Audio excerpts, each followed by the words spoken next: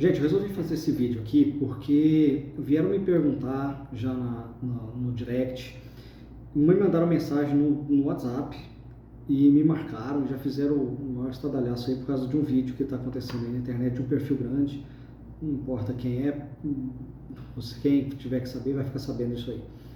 Mas a questão é o seguinte, deixa eu responder isso aqui sem gritaria, sem nada espalhafatoso como foi feito ali. Mas a questão é o seguinte, foi perguntado sobre se vale a pena fazer a nulidade matrimonial. Bom, em primeiro lugar, eu não colocaria a coisa como vale a pena, né? É um direito dos fiéis saber a sua situação e ponto. Né? Então, todas as pessoas que estão nessa situação e querem saber se o seu casamento é válido ou não, elas têm o direito de fazer isso. Não é uma questão de valer a pena ou não valer a pena. Tá? Outro ponto. A resposta veio com uma série de erros, mas muitos erros mesmo, um atrás do outro, em todos os âmbitos que você possa imaginar. Porque o que acontece?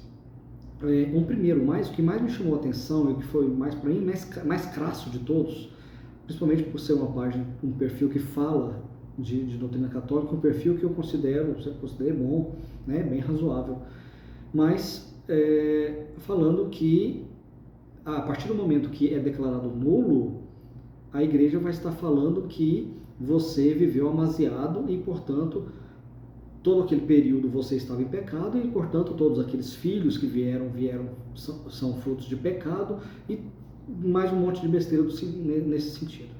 Isso daí é desconhecer um monte de coisas, tá? Primeiro lugar, o casamento, ele goza do direito. Se ele goza do direito, a expressão é essa, né, que consta no Código de Direito Canônico, o casamento goza do direito. Isso significa que o casamento só é nulo, isso eu já falei várias vezes aqui nesse perfil, tá? Seja no stories, seja no feed. O casamento só é nulo depois de um processo passado em julgado, ou seja, sem possibilidade de recursos mais, já passou tudo, já acabou tudo, fez tudo que tinha que ser feito, em tribunal competente e que julgou ele como nulo. Tá? Se eu penso que é nulo, se você pensa que é nulo, se o padre pensa que é nulo, se fulano pensa que é nulo, não importa. Não importa a opinião das pessoas. O que importa é que é preciso de um processo que é judicial para poder declarar ele nulo. Se foi declarado nulo, aí sim ele é nulo. Agora, os efeitos disso não são retroativos. Tá? Isso é um desconhecimento tão gigante, inclusive da questão moral, porque está confundindo foro externo com foro interno. Né? O foro externo é aquele que é judicial, vai com processo, a gente precisa de provas, a gente precisa de testemunhas, é por isso que precisa de um processo. Tá? Agora, o foro interno é tudo que vem internamente, é o que, basicamente, para ficar bem claro, é o que você vai levar para o seu confessionário, para a direção espiritual. Isso é o foro interno. Isso não é julgado. Tá? Isso não é alvo de julgado no sentido de processo judicial, não é alvo de processo judicial, tá? Porque uma coisa é foro interno, outra coisa é foro externo, o direito canônico só lidar com foro externo, certo? A partir daí, o que a gente pode ter? A gente pode ter que não pode confundir a moral com o direito, certo? Senão vai virar uma confusão louca na cabeça das pessoas. O próprio conceito de pecado grave, mortal, dê o nome que você quiser aí, é que é preciso ter consciência e deliberalidade. Consciência do quê? Consciência do pecado. Consciência de que aquilo ali é pecado, que aquele ato é pecaminoso. Tá? Se você está num casamento que goza do direito, se você está num casamento que toda a sociedade vê como um casamento válido e você também entende como válido naquele momento, como é que você tem consciência para poder pecar? Já começa por aí. Precisa de deliberalidade e liberdade para poder atuar, para poder cometer esse pecado. Né? Deliberalidade no sentido de que eu sei que é pecado, eu tenho consciência de que é pecado e vou cometer a si mesmo. Né? Isso é deliberalidade. Vou cometer a si mesmo esse pecado. Né? E liberdade para poder fazer isso daí que você quer, cometer esse pecado.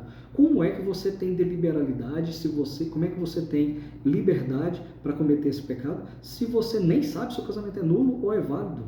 Se você está dentro do relacionamento e acredita que ele é válido. Se você entra com o processo justamente para ter a resposta da igreja para saber se ele é válido ou não. Olha que confusão, que maluquice. Né? Então, assim, é um monte de coisa. E no vídeo ele ainda fala de coisas, até do casamento civil ele fala errado. Né? No casamento civil só existe divórcio, que você nunca vai sair de um casamento civil de uma forma que não seja divorciado e tal. Existe nulidade também no casamento civil. São coisas mais raras, as pessoas não costumam ir atrás, porque não faz diferença para a vida civil. Isso daí para a maioria das pessoas não vai fazer diferença nenhuma. Né? Costuma fazer muita diferença para o direito civil essa questão da nulidade quando envolve questões patrimoniais maiores e tudo mais, mas para a grande, imensa maioria das pessoas não faz diferença nenhuma ela constar como divorciada ou como solteira, ou não faz diferença para ela. Então as pessoas não vão atrás disso, mas que existem critérios para nulidade no casamento civil também tem, é um contrato também, né? É um contrato sui generis, mas é um contrato diferente, mas é um contrato, tá?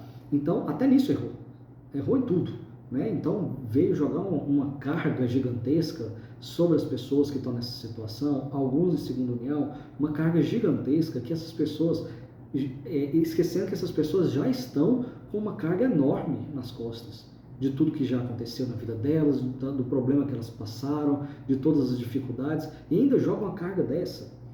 Né? Isso não existe, não é assim que funciona, tá bom? Então, assim, se ficou alguma dúvida, vocês comentem aí embaixo, a gente vai tirando as dúvidas e tudo mais, mas não é assim que funcionam as coisas. Né? Então, vamos ter mais serenidade, vamos ter mais calma com as coisas, vamos ir mais devagar e falando do que a gente sabe. Né? Aqui vocês veem que várias vezes, quantas vezes aqui nos stories, eu me esquivo da pergunta porque não é minha área. Né? Às vezes eu até sei a resposta, mas eu não vou ficar respondendo coisas de outras áreas, porque corre o risco de eu começar a aprofundar na resposta e falar besteira, do jeitinho que foi falado. Né? Então, nessa área, que é a minha, eu vou saber falar, eu vou entender, eu vou saber quando errou. Sim, são erros crassos. Então, não é porque é um perfil católico, cuidado com isso, tá?